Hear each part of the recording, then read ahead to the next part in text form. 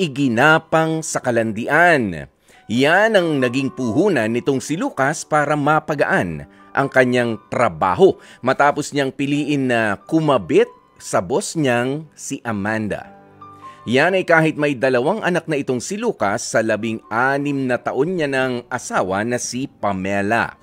Aminadong alam ni Lucas na pamilyado rin ang kanyang boss na si Amanda, pero sa kabila niyan ay binaliwala lang yan ni Lucas.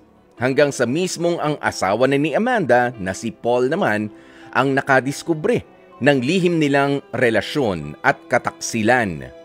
Dahilan para isumbong naman itong asawa ni boss na si Paul sa misis ni Lucas ang ginagawa nilang katrayduran. Kaya naman mula po sa Marikina, kausapin muna natin ngayon si Lucas. Lucas, magandang tanghali sa'yo.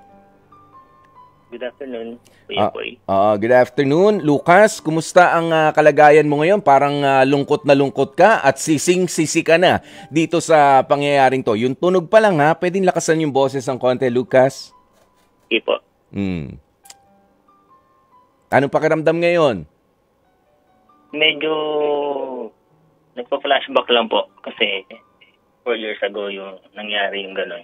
Ay, kailan? 4 years ago po. Oo, 4 years ago na nangyari yung kataksilan mong yan na gaano katagal ang itinagal? Actually, 2 to 3 months lang naman po yun. 2 to 3 months. At doon sa loob ng 2 hanggang 3 buwan na sabihin na nga natin, let's use the term, wala namang kasing ibang term na mas babagay, pakikipaglandian mo sa boss mo. Gaano ba kalalayan? Nauwi ba kayo na talagang merong mga eksena na sa kama? Wala naman po. Wala naman. So ano lang pala ang mga pangyayari dyan na nakipagrelasyon ka as in boyfriend, girlfriend, holding hands, ganyan, papaano? Hindi ko po masabi pero para sa akin parang wala naman siyang label. Okay, walang label. So ano lang ang nangyayari sa inyo? Nitong siguro yung nag-uusap lang po kami, Kuya Poy. So walang, didiretsahin na kita, walang mga eksenang sex? Ganon? Wala po. Wala? Walang halikan? Meron? Wala po. Wala ring halikan? So papaanong anong relasyon ang meron kayo? Parang best friend, BFF, ganun lang? Siguro mas ibang level pa. Ibang level. Yung dahil nga po nag-uusap kami pagka nandun sa trabaho. Kasi yung usap na hindi mo masabing formal. So, medyo personal ang mga pag-uusap ninyo. Okay? Parang ganun po. So, parang ang datingan nga, ikaw ang naging confidant o pinagkakatiwalaan nitong si, ano nga pangalan nung itinago natin yung boss mo sa pangalang Amanda, tama? Opo, o yan, si Amanda, tapos si Paul naman yung... So anong papaano na-discover naman nung asawa nitong si Amanda na meron na kayong binubuo pa lang, pero matatanggap mo ba na binubuo na relasyon ang namagitan sa inyo nitong si Amanda, yung boss mo? Siguro po ganun. Ibig sabihin parang gusto mo rin? Opo, kasi talagang meron akong benefit na gustong makuha. Ano ba yung benefit na gusto mo makuhang yan? Dahil ba ikaw ba ay pinasok mo yung pakikipaglandian sa boss mo dahil maganda siya, dahil gusto mo siya, o dahil gusto mong ikaw ang maging asawa niya in the future, o para lang... Hindi po, Kuya Poy. Ano yon? Gusto ko lang sigurong mag-benefit tungkol sa trabaho. Okay. Ano bang benefit ang pwede mo sanang nakuha noon kung hindi kayo nahuli? Yung advantage lang, Kuya Poy. Ano bang advantage sa lahat? Ano bang trabaho mo dito kay Ma'am Amanda? Sa sales po kasi kami.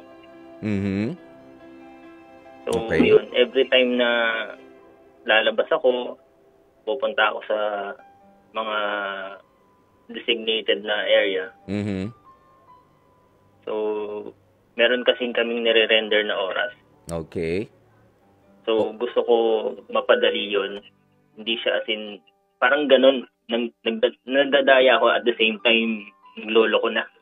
Okay. So, nilalandi mo para mag-gain ka ng connection.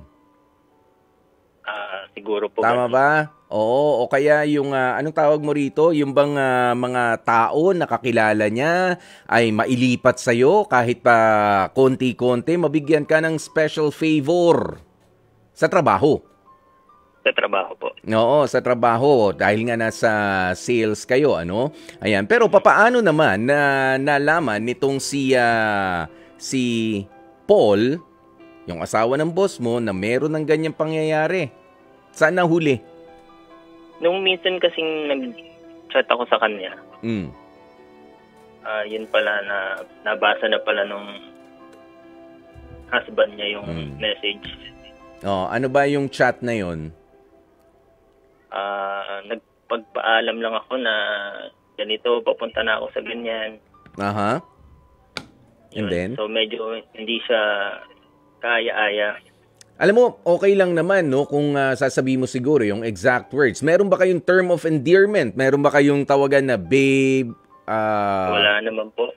Oo. Bakit naman magdududa kung magpapaalam lang? Ganyan, baka merong I love you, I miss you, see you later. Siguro yung ingat ka lang, yun po yung pinaka parang sweetest word dun. Nag-ingat ka. Yun lang, nagduda na, nakatunog na yung asawa, and then, anong sinabi ni Amanda? Yun nga, sinabi niya na nabasa ni Mr. yung message mo sa akin. Ayan na. O, di... So, ano nangyari doon sa mga sumunod na eksena? Yun po, ilang araw pa naman yung lumipas bago nakipag-communicate din sa partner ko, yung husband niya. Yan, okay. O, pagkatapos, naniwala ba agad itong si Pamela doon sa pagsasabi sa kanya nitong si Paul na meron ngang namamagitan sa inyo nitong ng boss mo, superior mo na si Amanda? Nung una po, hindi. Pero kasi parang may in-screenshot yung husband ng boss ko na sinandun sa partner ko. Okay.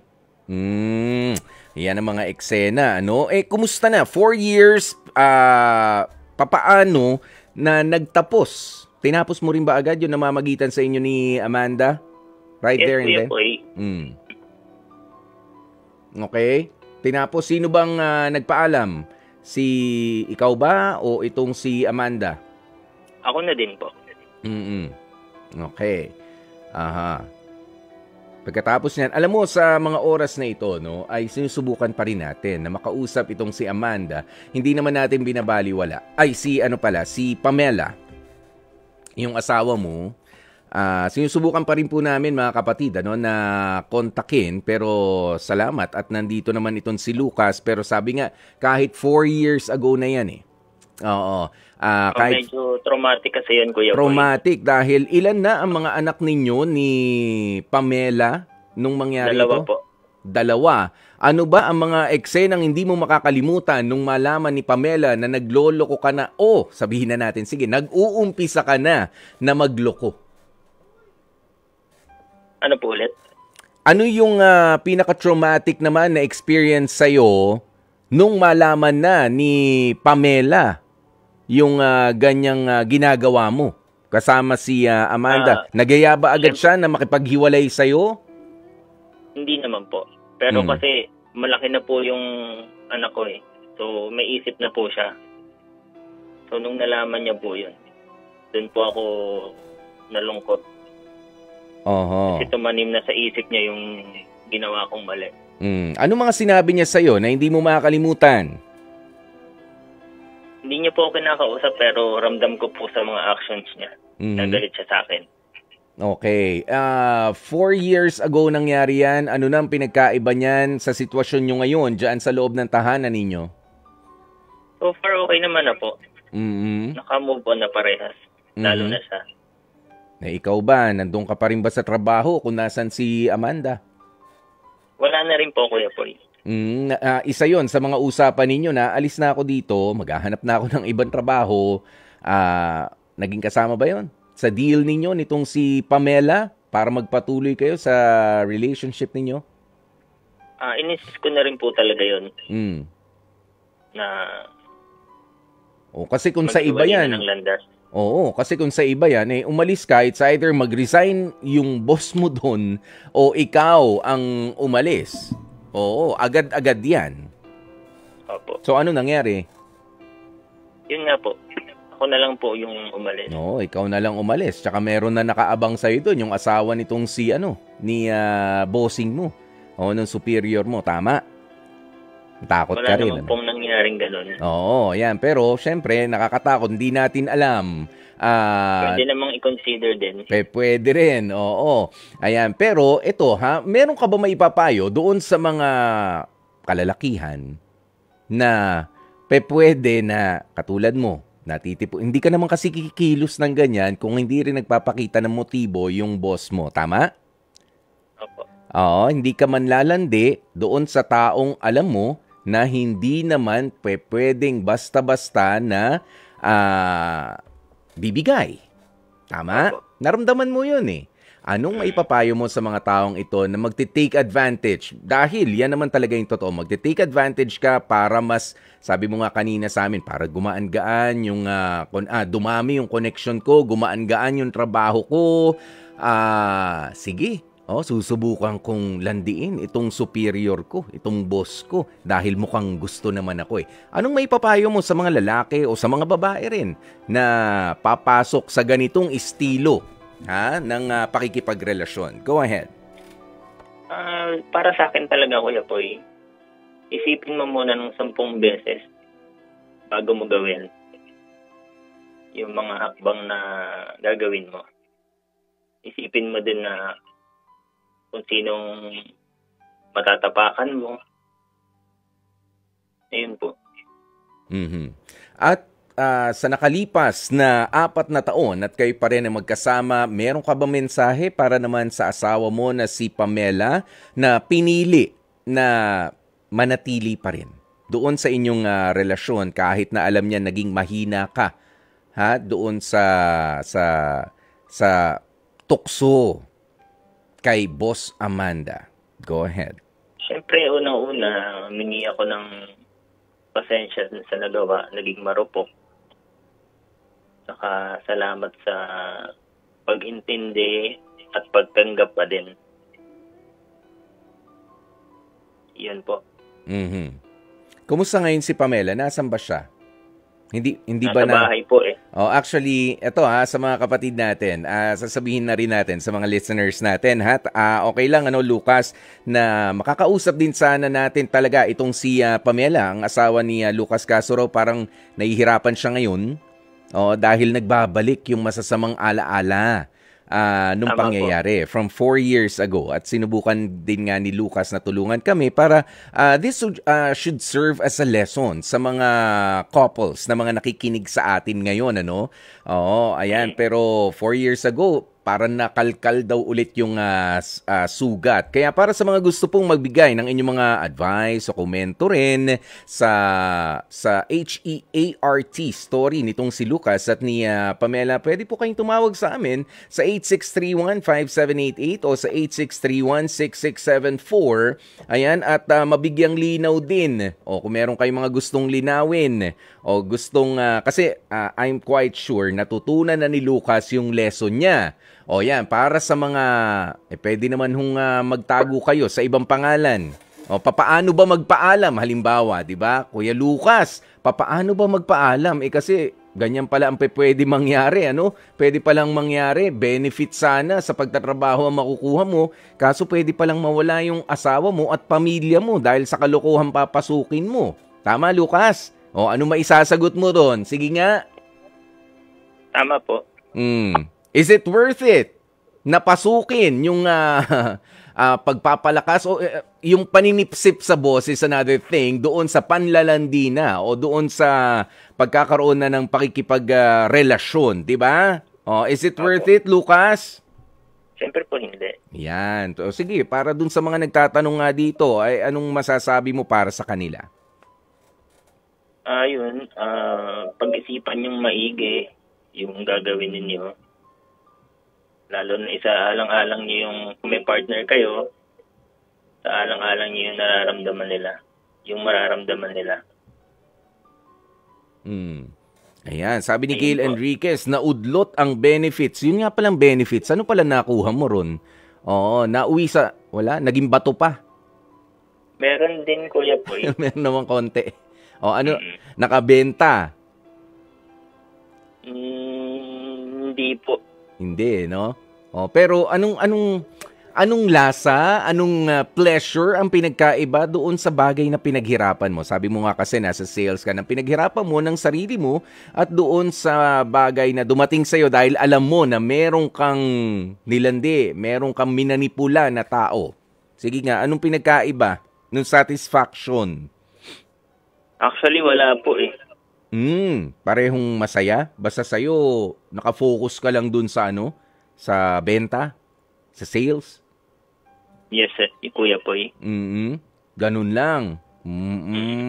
Sige. Kung yan ang tingin mo. Kasi I was actually expecting na ang isasagot mo, iba pa rin talaga pagka pinaghirapan mo. Oo, di ba? Kaysa doon sa alam mo na merong kumbaga nandyan na, nakaumang na, ibubukas mo na lang, ay sa akin pala ito parang regalo, mas madali na nga naman pala. Ito kausapin natin, si Angeli ng Caloocan. Sige, Angeli, magandang tanghali sa'yo. Magandang tanghali din po. Oo, ano ba masasabi mo dito sa kwentong ibinahagi sa atin ni Lucas sa kanyang naudlot na panglalandi sa kanyang boss. Ayan, pero nahuli naman din kasi agad eh. Sige, ano ba masasabi mo dyan? Unang-una po, dapat kinonsider niya yung family niya, lalo-lalo na po may dalawa siyang anak.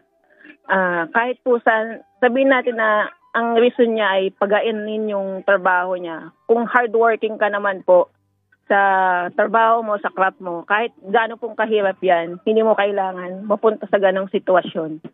Kaya yung naging result po ng actions niya, and yung trauma sa asawa niya. Yeah, parang mas mabigat talaga yung naging kapalit no, Lucas? Yes po. At Angeli, ayan, kasi nga, tama naman yung gusto mo na mapagaan ang trabaho mo para mas maraming mapipitas at may uuwi para sa pamilya. Tama yung focus mo, Lucas, naniniwala ka doon, pero yung paraan mo hindi eh. The end does not justify the means.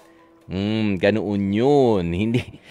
Focus para guminhawa tayo. Nga lang, mali yung paraan mo, wala. Mali pa rin yan. Okay?